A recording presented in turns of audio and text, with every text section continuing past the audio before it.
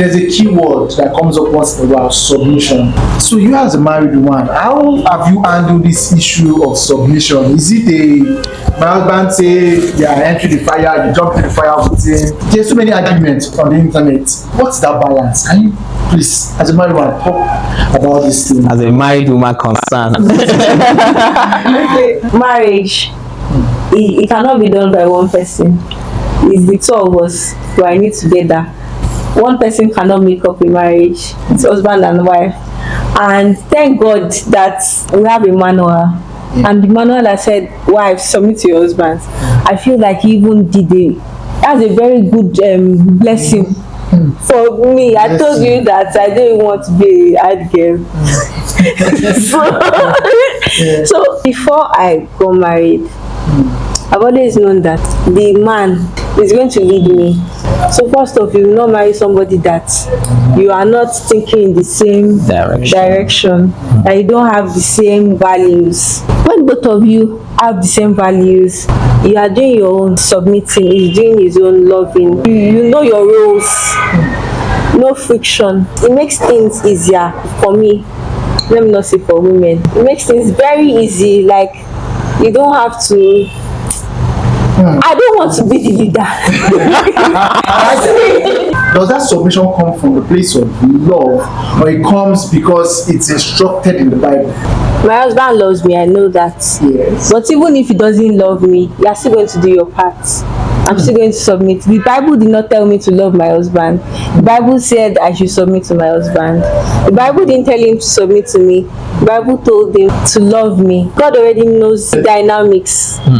He knows how it's supposed to be. Following those rules, it reduces friction when both of you know what you are supposed to do. An example would be, okay, maybe you people want to make a decision together and you've talked about it, and Oga from nowhere just says that I'm not longer following this, the one that we picked together.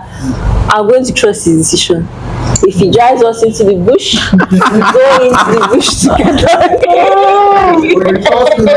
Yes, I trust him not to drive me into the bush. It's not like he's Lord over me. It doesn't make it like, oh, I'm the Oga. Yes, whatever decision I make is fine now. That's not the way the dynamics in our relationship is. Like, we make decisions together. So can you say he leads with love? Yeah, it takes grace of God. You cannot do it on your own at the end of the day. Yeah, it's not easy, but it's possible. Yeah, that's what we follow in our relationship, in our marriage.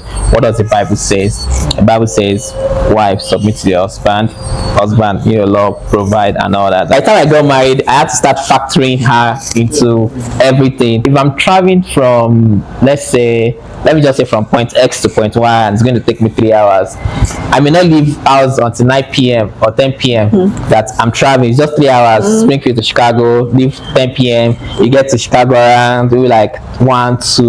But ever since I got married, she said, no, you can't be traveling at night.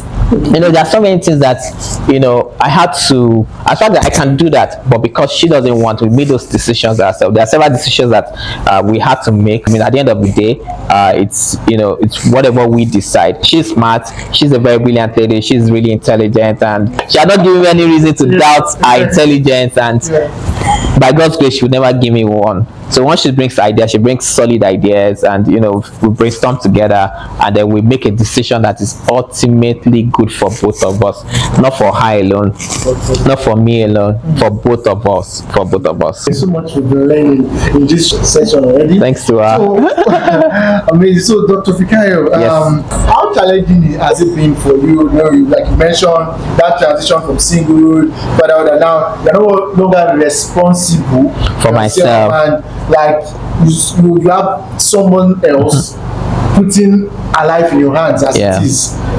How challenging has it been to rise up to that position?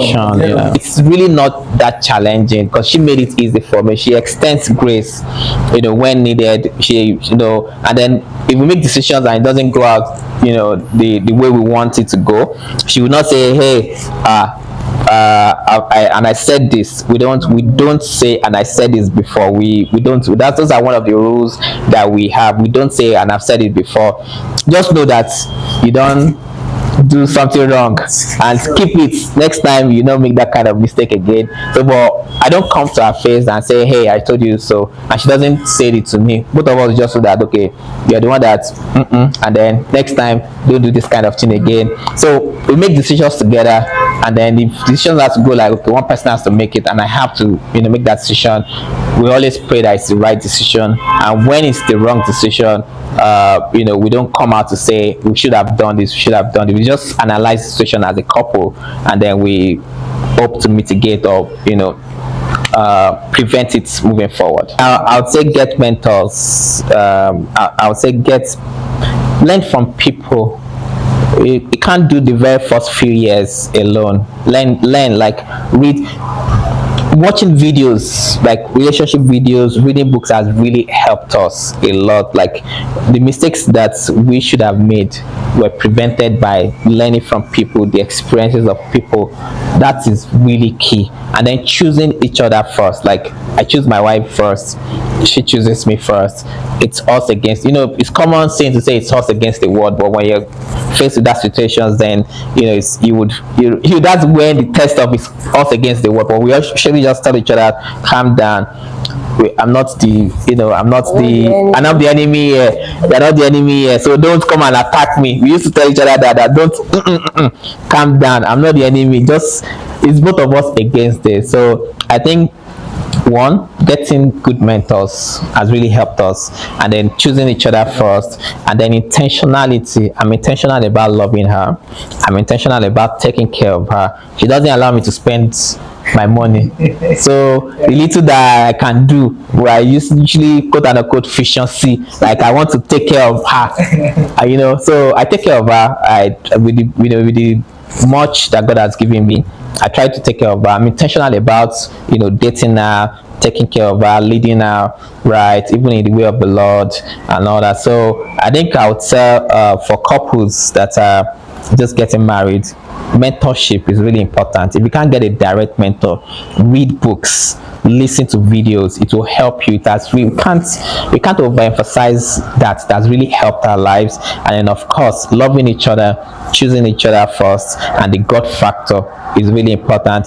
Good for you if you are from, we are from very good families, so there's really little family interference. We don't even have any family interference. So, but if you have family interference, she will take care of me on her side, I will take care of her on my own side.